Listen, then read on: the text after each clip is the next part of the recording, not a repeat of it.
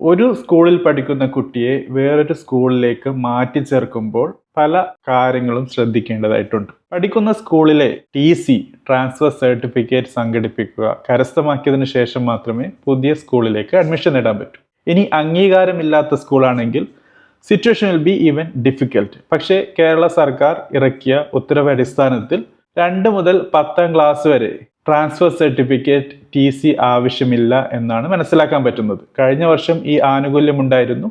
ഈ ആനുകൂല്യം ഈ വർഷവും നൽകിയിരിക്കുകയാണ്. വിദ്യാഭ്യാസാവകാശ നിയമപ്രകാരമാണ് ഈ ആനുകൂല്യം നൽകിയിരിക്കുന്നത്.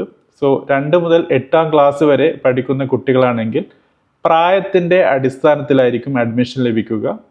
9, 10 ക്ലാസ്സുകളിലേക്ക് പ്രായവും അതോടൊപ്പം പ്രവേശന പരീക്ഷയിൽ നേടുന്ന മാർക്കും മാനദണ്ഡമായിരിക്കും.